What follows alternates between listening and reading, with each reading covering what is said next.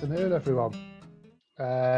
Great to have you all here for the first of two workshops with DAC artist Carrie Francis. Um, Really exciting the momentum we're gaining and the confidence we're gaining with doing stuff on Zoom. So this should be a real eye opener, I think, for people to see what you can actually achieve on Zoom. I'd just like to thank Tesco Bags for Help for supplying us with the funding for this. And also, we wouldn't have been able to get here without the support that we've had from William over at Kinnan Valley Museum, which I think we will be passing over to him in a bit because it's about to reopen, which is wonderful news. Next week, we've got a follow-up session to this. It'll be working with a limited colour palette, same time. So we'll get some stuff out for this and you can sign up to it then. A little bit about Carrie. Carrie is an illustrator. She's been involved with DAC for 6 years now. So she's been a regular contributor and really well engaged with the different things we have on. So I will introduce you to her in a minute. We will be having a Q&A after she's done a drawing session. And I will pass you on to William so we can say a little bit about this. Thank you. Brilliant. Thank you, Alan. And it's fantastic to see everyone here today. And it's in the week where, as Alan alluded to, that the Cunningham Museum is finally reopening after closing its doors in March. And one of the impacts of that period of lockdown was we were unfortunately not able to host DAC's annual exhibition this year, which was a huge disappointment to us as a museum. And we hope to be able to work with DAC together in the future for more events. And this program of events was going to be part of that program of collaboration, working together to celebrate arts in the community and across Wales. So I'm delighted that DAC have been able to put together this program of events and utilize that funding which was secured. So I just want to say thank you. And please do come along to Cunningham Museum at any point. We're now going to be open from this Saturday, and then from going forward Thursdays, Fridays and Saturdays. But you can find much more online as well. We have a digital gallery online where we host local artists and artist groups and anyone who's interested in exhibiting with us. Thank you. Brilliant. Thank you, William. Nice to hear from you again.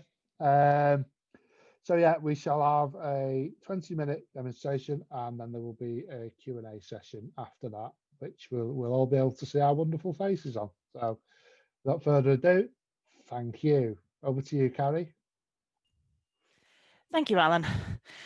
Well, good afternoon, everyone. This is a monochrome continuous line drawing exercise. Continuous line is a very versatile style. It's not the most complicated, but it is pretty versatile in the sense that you can go very, very simplistic with it, or you can go overly complicated depending on how you feel about it.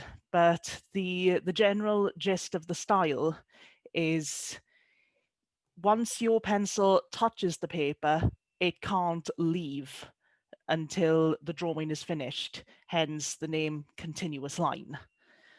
So I'm going to switch over now to my second camera to show you my sketchbook and the reference picture that we're going to be using for this day's demonstration and exercise.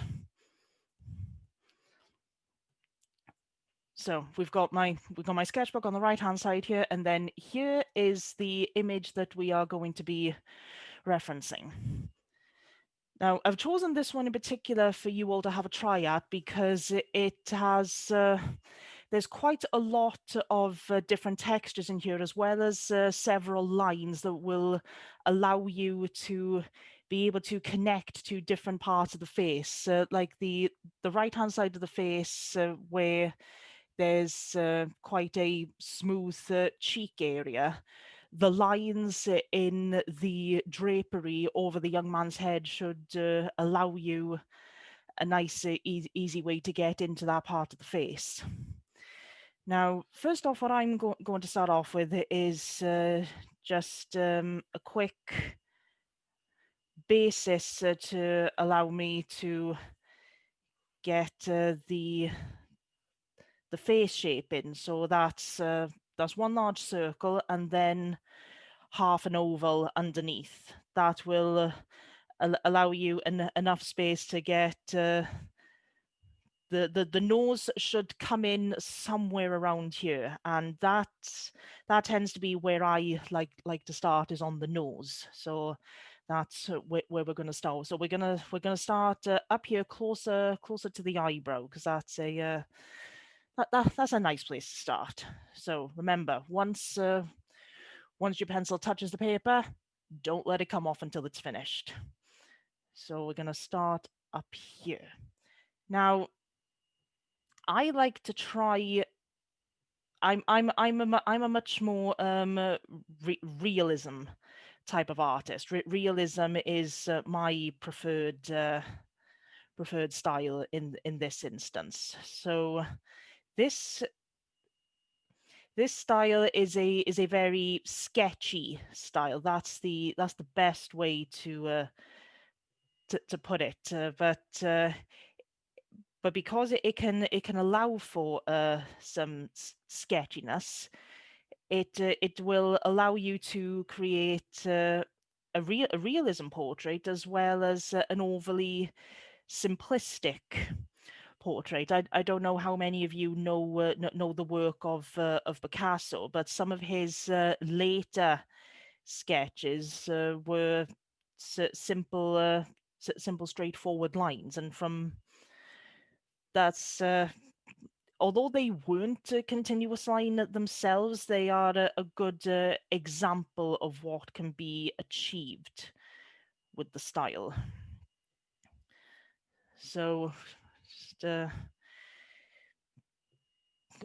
going in here, it's very scribbly, as I mentioned, but because of that, it allows you to fill in these shaded expanses of the face very well. Now I'm using a mechanical pencil here, which is more the tool of choice for an architectural drawing, but I prefer the finer point on a mechanical pencil for sketching. But I have also done full commission work with mechanical pencils. But well, it depends essentially on what type of artist you are. So some people prefer working with much chunkier tools because it gives them the unrefined look to their work, whereas myself, I prefer the finer aspects that mechanical pencils allow me to get. Just trying to not get my hand in the way so you can clearly see what I'm doing here. Already, as you can see, I've managed to move on to the eye, and there are lines where they really shouldn't be in the drawing, but that is the entire point of continuous line. We're not exactly aiming for realism. Well, realism in the sense of add in lines where they should or shouldn't be with this style, but that is essentially what art is about in a basic sense of the word. Is what you make of it. Some people go for the coarse depiction of life. Others prefer to take the more fantastical route, should we say. Now, the one small problem with using a mechanical pencil for continuous line is, despite what I said at the start, I may end up having to cheat, because going so sketchy continuously with a pencil like this, the lead does run down. So I'm just going to have to be careful about keeping my pencil as attached to the paper as I possibly can. And don't worry about any mistakes that you may make. Like I've already made a little mistake here, in that the eyebrow isn't as far over as it should be. But don't worry about that. You can work those into the piece. Because continuous line is a very forgiving style in that sense. You can work the mistakes in without people noticing them.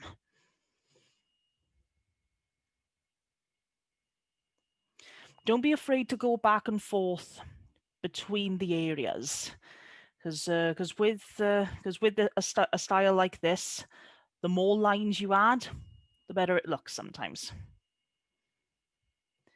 Which I just realized is totally contradictory to what I to what I told you at the start. But the style that I'm going for here, the way I've decided to use the style here, the more lines, the better.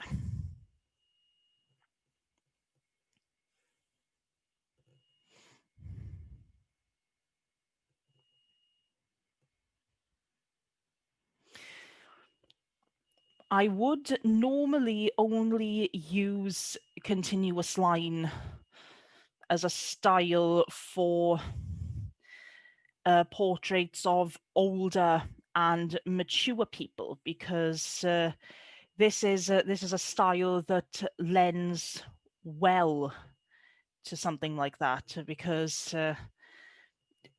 this style is all lines.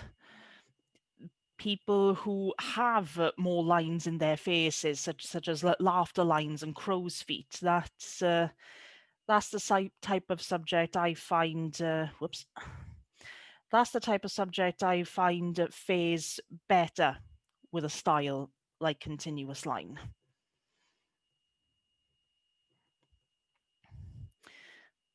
Because I tried this style once for drawing a baby, and it did not look right at all. So in a sense, that's probably where the simpler style probably would have benefited for that, because babies are still developing their character. Their faces are very round, but if you were going for realism with that style of continuous line, it probably would have ended up looking more like a caricature, or a or an illustration.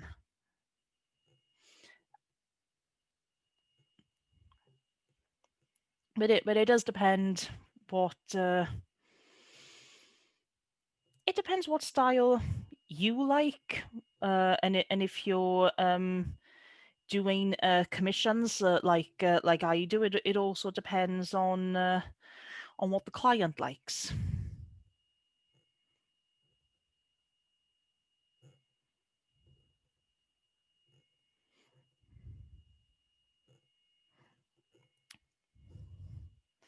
I know that if some of you are new to drawing, and when you saw this this reference image that I presented to you, and you thought, oh God, what have I gotten myself into?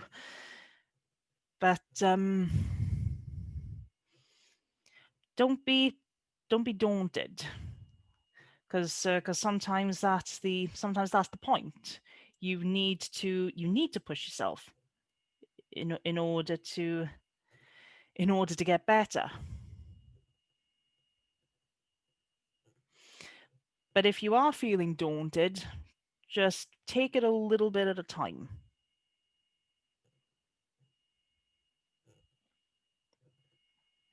And that should be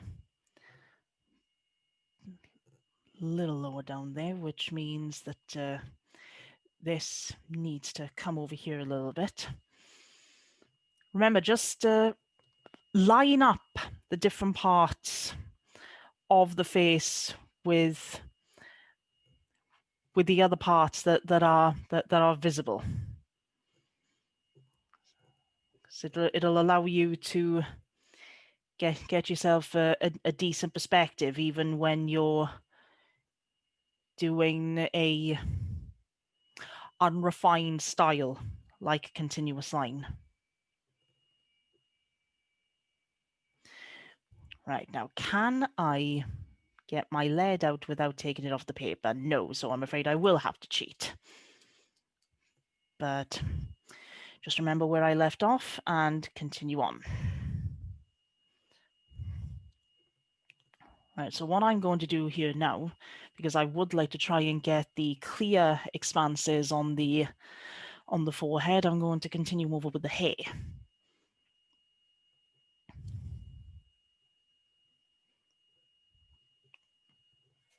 Excuse me. Again, don't get too refined.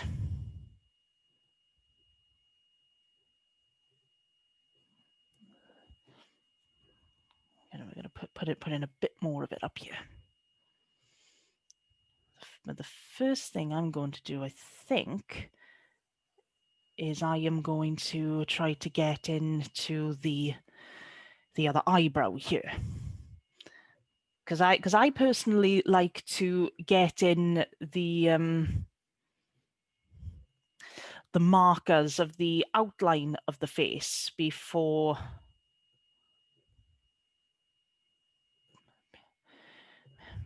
I fill it in, so to speak, with a style like this.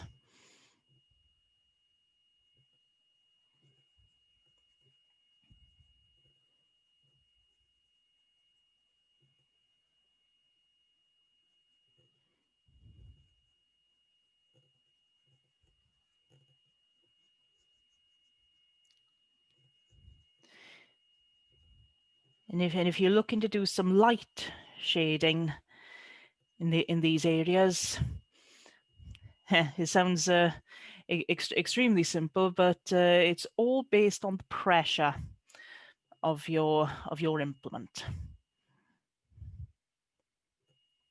This lead that I've got in this pencil, I'm pretty certain is a 2B lead, which is the go-to sketching lead for artists. And I think I might have done a bit of a boo-boo there, so let's get in the shape of the nose there. There we go. I don't know about you guys, but mine's looking a tiny bit like Freddie Mercury, which is not on purpose, I assure you.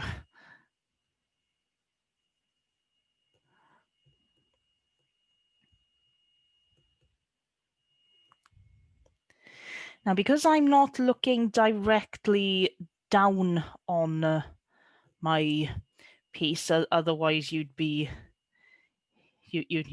seeing my great big head over the over the sketchbook. My proportions are a tiny little bit skewed, but usually the way I normally work, I am very much directly over my workspace. But when I was in uni studying illustration for my degree. One of the exercises we did in life drawing was to do a full body sketch of the life model from the feet up. Because so many people, well, practically every artist when drawing a human starts with the head. And as a result, that's what they're, when working out the proportions of the body, that's what everything is based on. So having to start with the feet proved quite the exercise for all of us, because we had to, we were working with limits that weren't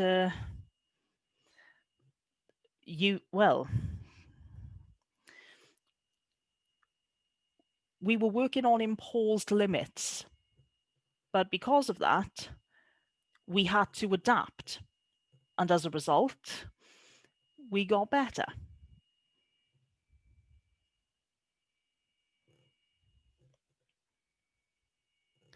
So that's always usually the general idea with art. If you don't, well, same with everything. If you don't push yourself, and if you don't practice, you're not going to get anywhere.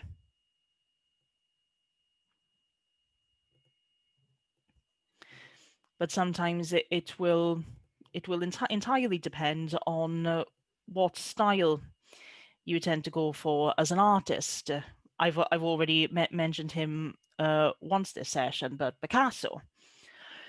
He was actually a very highly trained artist. Some of his early sketches were, I personally am not entirely fond of Picasso's later work. I am much more fond of his earlier work, where you could actually see the training. You could tell he had classical training, because there were sketches of models and children that were very reminiscent of the old masters. They were to that standard. But then he went over to the dark side and did cubism, and he often said, it took me years to undo all that training and learn how to draw like a child. And sadly, I'm afraid, yes, Mr. Picasso, you do draw like a child. I was not incredibly fond of his later work, but that's beside the point. I'm going off on a tangent here.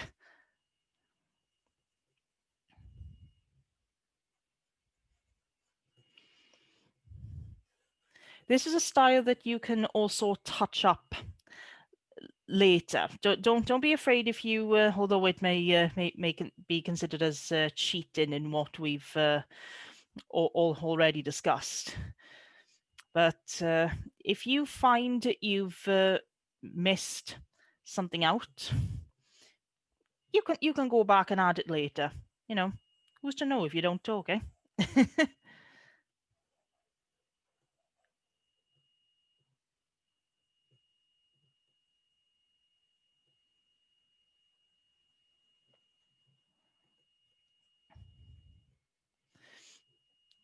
We're coming pretty close to the end of the demonstration, so I'm gonna try to wrap this up as quickly as possible. Let's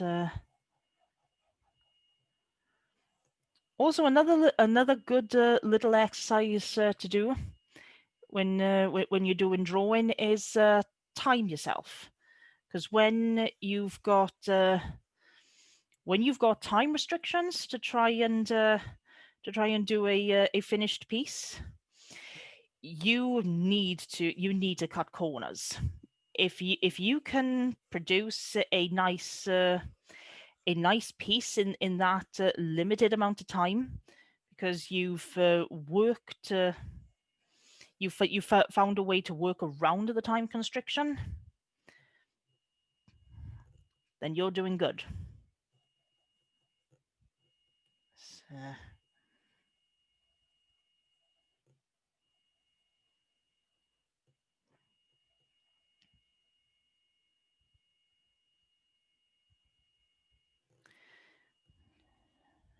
just getting.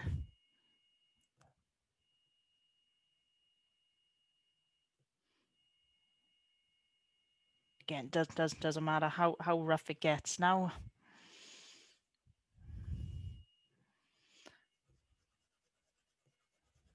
Just get it in there.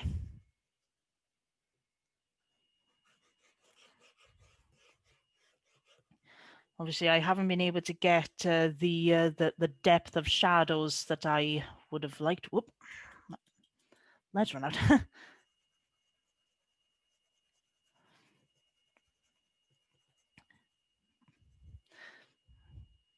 Pay attention to your equipment, people.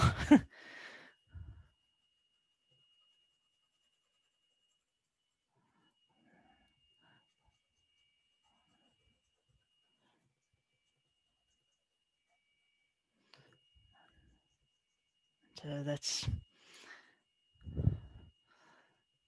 finish off with his eye.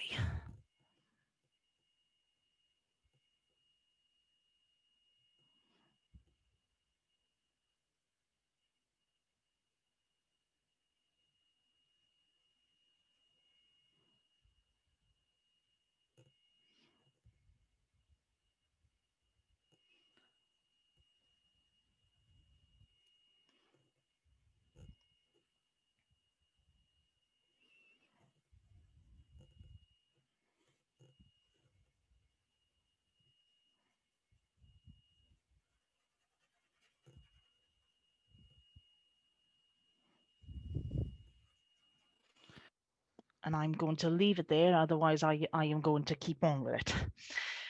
And there you go. That is a 20-minute demonstration on how to do continuous line.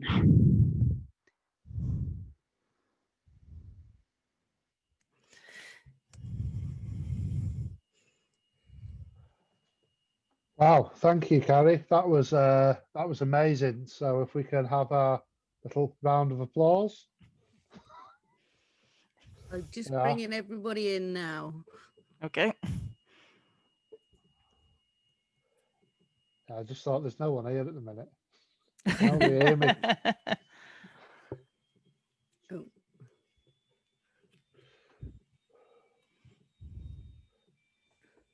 Okay. Everybody in. So if you want to have your cameras on, you can. If you don't want to have your cameras on, you don't have to. I'll let Alan do the Q&A and I'll disappear again. Okay. Hello, everyone.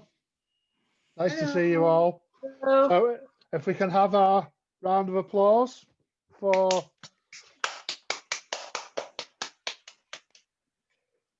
splendid. Right. So I took part in that. I'm not in DAC for my drawing skills. Are you ready for this? Let's see. Can't Wait, see what it. was that? What? It's disappeared now. Because of your background, Alan, it's blurring. It's taking out the back. It's not going to work. Right, You'd have to turn the background off. Forget it. I'm not stealing the show. Right. So that was fabulous. Has anyone got any questions they'd like to ask Carrie? Have you got a website I can see your work? And I can have a look. I did have I do have a Facebook page, but not so much a website at the moment because my website developer has not been very well. So All right. but I do have a public Facebook page where you can view my work, and that's Carrie Francis Illustration. Oh, lovely. Thank you. Mm-hmm. Thank you. And what do you find the hardest things to do? The hardest drawings to do? Machinery. I'm not particularly good. Well, anything geometric really. I'm a much more organic artist. Hence why I prefer drawing humans. But cars and buildings I've always struggled with. But when it comes to humans, babies and children are actually the hardest because of the lack of detail. It is even the most famous artists struggled with babies and children. Thank you. You're welcome. When you do that kind of drawing, is it possible? Would you like, say, to get a darker texture? Would you use a piece of tissue or something to rub it in? You know. I would normally, I do use that technique when I do my commissions, but not so much with this style. If this was a longer demonstration, I would have gone over the darker areas to show you how I do build up the shadows in those areas. But whilst I do use that technique, I don't use it on with this type of style. Oh, okay. Carrie, Yes. And we've got a question from Rosaline. She's just put it in the chat box. Okay. Turn your mic on, Rosaline. Yeah. I just realised. Yeah. Hi, it's Rosaline or Rosie. Okay. Hi, Carrie. That was brilliant. I'm a mouth painting artist, and I have tried to do the continuous pen, so virtually impossible because you obviously have to keep looking at your source material. So I was really curious to see how you did it, but I noticed obviously you're having to move from one to the other. So that wasn't the question. That was just letting you know. I have two questions, please, if that's okay. One, apart from obviously commissions, where do you go to source your reference images? I know for many of us, for copyright purposes, you have to be incredibly careful. And then the other question was, have you ever used liquid charcoal? And what, if you have, what did you think of it? For the reference images, let me get this up quickly. But yes, that is one thing that I do have to be well, as you said, all artists have to be hyper aware of for references. Is it's the copyright issues. But the website where I found this reference image from, and it's a website where artists and photographers do upload their images that are all free to use, is pexels.com. I'll put it in the chat for everybody to have a look. Because obviously doing a Google search for something like this is not the best way to go about it, purely because images that will come up in a search can be under copyright. So unless you specifically search for CEO, which is zero copyrights involved in the search, yeah, that's not the best option. But also, especially if humans are your primary subject, one of the best things is to draw from life. Because when I was in university, we had to take around what we called a doodle book with us everywhere. So I went to university in Swansea, so if I was in the town like doing some shopping that I needed to do, I always took my doodle book with me. So if there was if there was an elderly gentleman, you know, sitting at the table in the local Costas, drinking his coffee, I'd sketch him. One time there was there were two dancers doing backflips off the fountain. So I ended up drawing them. And then there were other little things, you know, that just caught my interest, like one that I've just recalled. It was a particularly rainy day, and there was a father and a daughter. The daughter didn't have her coat with her, so he was giving her a piggyback, and he'd given her his coat. So his coat was wrapped around her face like that, and then draping over the backs of the both of them. And you probably wouldn't have, you know, found a reference for that anywhere on the internet, but I happened to see it in real life, so I was able to take a quick sketch of it. But also, I'm just going to switch to this a second so I can go get this to show you, because I happen to have them to hand.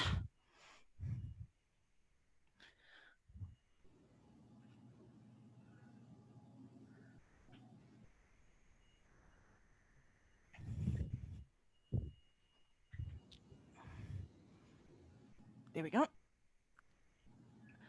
I haven't used them that much because I've mostly been doing commissions rather than my original work recently, but I also have these, which are pausable models, which are perfectly movable, and you can put them into any position you like. And I also have the male equivalent.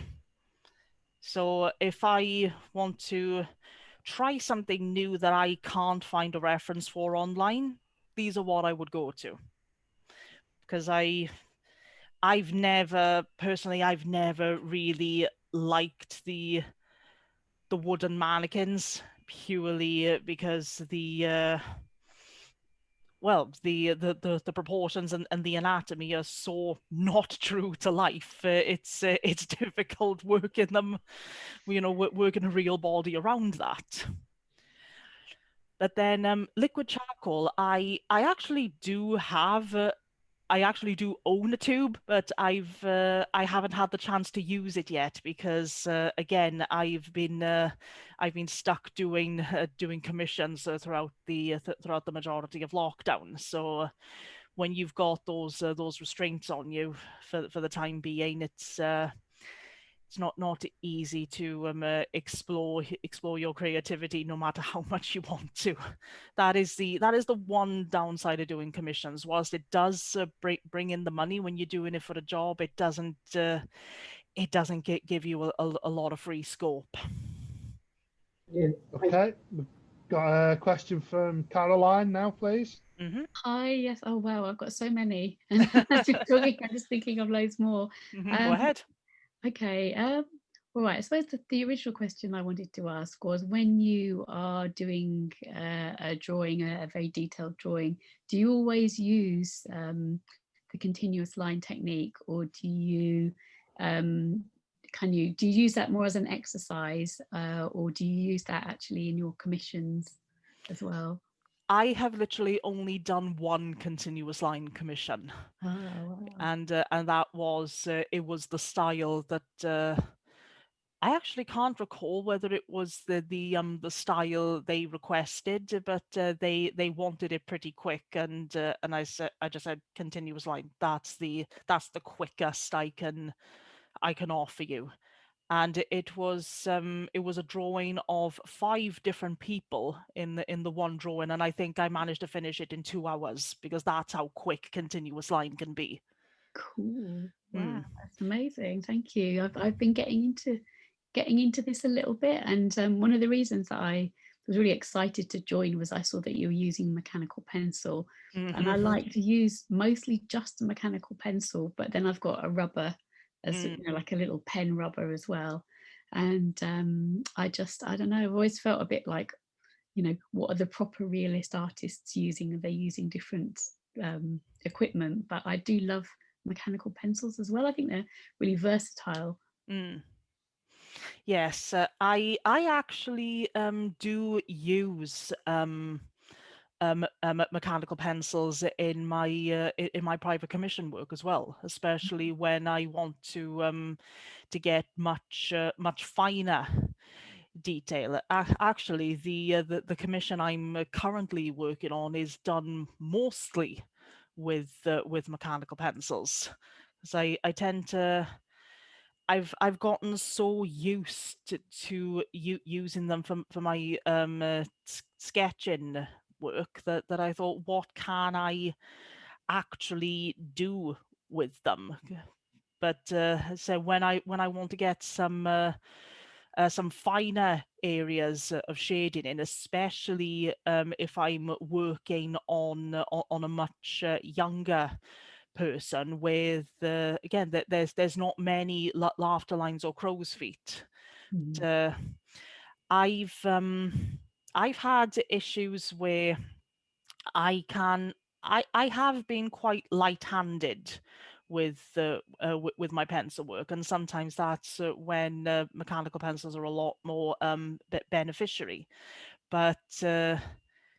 But being slightly dyspraxic, sometimes it is a bit difficult to find a good middle ground. So I can go from one extreme to the other. I can go from extremely light-handed to a bit too heavy-handed. So when I'm using an item like a mechanical pencil, you can't afford to be rough with those, because you just snap the lead. Yeah. So it's. It is a good general way to test your limits, should we say? Thank you. You're welcome. Got a question from Em now, please. I was just wondering, I can draw in a variety of different styles. But I don't have my own style, and it really it gives me a lot of anxiety, and it kind of makes me not want to draw my own things, because I can draw really like softly, so like curvy, and then I can do really soft things. I used to copy a lot of artwork, from TV shows and all that when I was younger. So I think I've picked up a bit of a talent to do different kinds of, styles, but I can't find my own style. How do I do that? Yeah, I've actually got that got that issue as well. I don't well, I know people who have argued with me that that I do have a certain style when I'm doing non-referenced work, but yeah, when you do when you do what I do for commissions, when you do photorealism work, you can get known for that. But whilst that is a style in itself, it's not immediately identifiable. When you look at an artist like Lauren Child, for example, the lady who does the Charlie and Lola books, like her style is immediately recognizable, but that it doesn't work for everyone getting your own style. But then again, sometimes being a jack of all trades is just as much a detriment. But as somebody who's got this issue themselves, I would probably recommend just explore, try out different things, use things that wouldn't really be considered an artistic tool. Like when I was in university, or college rather, my illustration tutor, he loved painting with wooden pegs. He dismantled wooden pegs and would be dipping them in ink and paint, and that's one thing that he would commonly do. So maybe look at some tools that wouldn't be associated with art, or even materials that wouldn't be associated.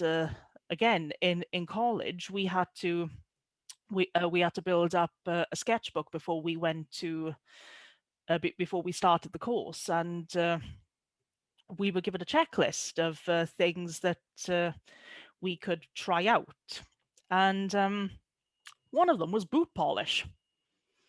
So again, just a regular thing that you would find around the house. It can be adapted into creating art. Like there are some artists in this world where their work doesn't last. I don't know the man's name, but he does what I can only describe as toast artwork. He takes Marmite Donatella and draws these huge portraits with several pieces of toast. And of course, that's going to degrade after a certain time. So it's a sense of it doesn't last. And then there's another artist who takes like tennis balls and the little model people and creates these little 3D worlds, and he doesn't keep them. He leaves them somewhere on the streets of his hometown or throughout the UK, and it's up to passers-by to find them and take photos of them. So it's a sense of just try out different things, find out what works best for you. And when you think you've got it down, think, I'm going to put it to a side. I'm going to put it to the side for a second. I'm going to leave it there for a few weeks. And this is a good tip with a drawing as well. If you're stuck on a drawing and you think there is just something wrong here, I don't know what it is, put it away somewhere. Leave it for a week, maybe a few weeks, a month, and when you come back to it, you'll immediately go, that's what's wrong with it, because you get so engrossed in it, you can't see what's wrong that's right in front of you. So leave it alone and then go back to it. But then in regards to a style, maybe once you think you've got something down, think, hang on, how can I make this better? Let's try this variable. So it's experimentation is literally what it's all about. Okay. What if I just try drawing out one picture in a multitude of different styles?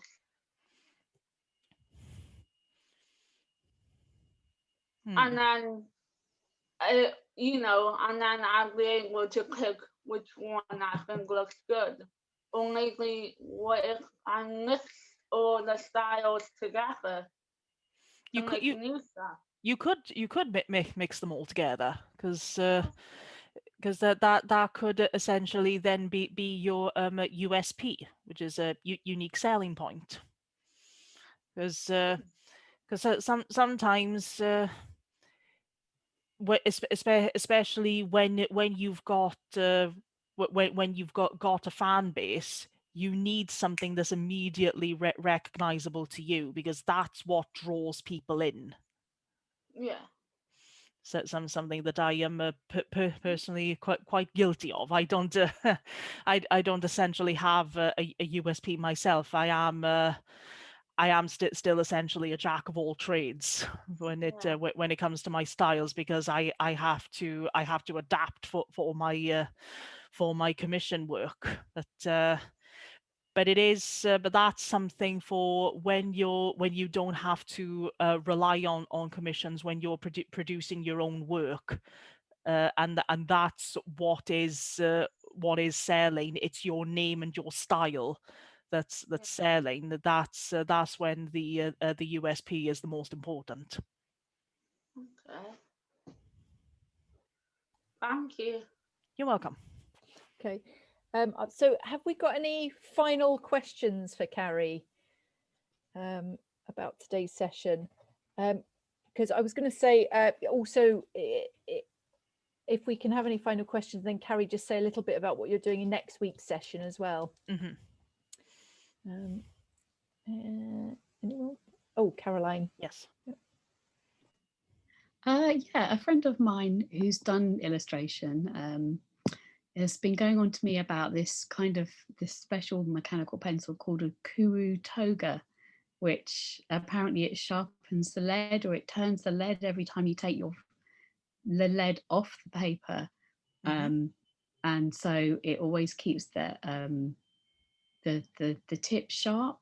I think it just turns it. So, you know, like if you're drawing on it, you're shading, and then you get a bit of a slant on the lead. I think when you take it off the paper, it just turns it round. And I was just wondering if you had tried one. I'd actually never heard of it before you had mentioned that. Just had looked it up quickly, and would I go for one? Don't know, because when people say about a bad workman blames his tools, when it comes to art, sometimes a good worksman will also blame their tools, because you actually need good quality tools, but when it borders into is it something that's even necessary? Because even with a mechanical pencil, like you, when actually let's bring it against the like say if I had a slant along there, that's literally all I got to do is turn it round. Just reposition it in my hand. Yeah. And sometimes an action like that will be much quicker than having to wait than wait the 5 seconds for the mechanism to turn it round. I think I'm probably guilty of just thinking, oh, have I got the right, am I doing it right? Whereas I should just do it however is right for me. I think that's where that was coming from. Thank you. Yeah.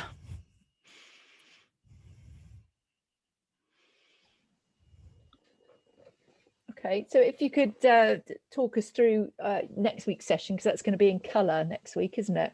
Yes, it is. Next week's session is the reference image that we're going to be following is going to be on the posters that'll be going out shortly. But the point of the exercise is going to be a limited color palette. So this was another exercise that I did during uni, which was again a restriction tool to help us extend extend our creativity. So it's an exercise where we're going to be using probably only a max of 4 to 5 colors, and if I remember correctly, I think I am going to be banning the use of black, because you can actually mix black, and with mixing black, it's a lot less harsh than using like an Indian ink black or a similar black, because I have my uncle, who is also an artist, is very much against using black because he firmly believes that kills an image. So we're going to be looking at a limited color palette where we're going to be using the mixing of colors to the full extent, because that's I feel that's also a practice that I'm guilty of, and a lot of other artists I think are guilty of, is they've kind of forgotten how to mix colors. When you've got these already mixed different shades of colors, that you tend to go for them, rather than, if you're stuck with the basics, you forget, hang on, what do I need to mix to get this color again? So that's going to be the gist of next week's workshop. Okay. Oh, amazing. Thank you so much, Carrie. And it's just been fascinating to watch. And yeah, I really enjoyed it, and I hope everybody else did too. And thanks so much to everyone for joining us today. And I shall send you all round if you're interested in joining us next week. So same time on Wednesday the 26th. It'd be great to see you all again for something new. But if you've got any further questions, we can sort of put you in contact with Carrie. Sarah?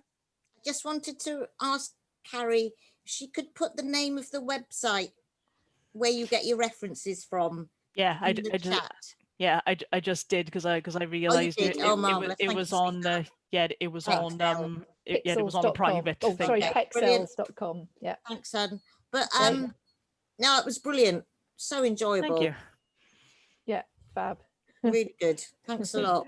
Thanks very much. I'm not entirely, in regards to next week's workshop, I'm not entirely sure of the medium that we're going to be using, but I think we'll probably, as I said, as it's all about mixing colors, we're probably going to go for paints. So hopefully closer towards the date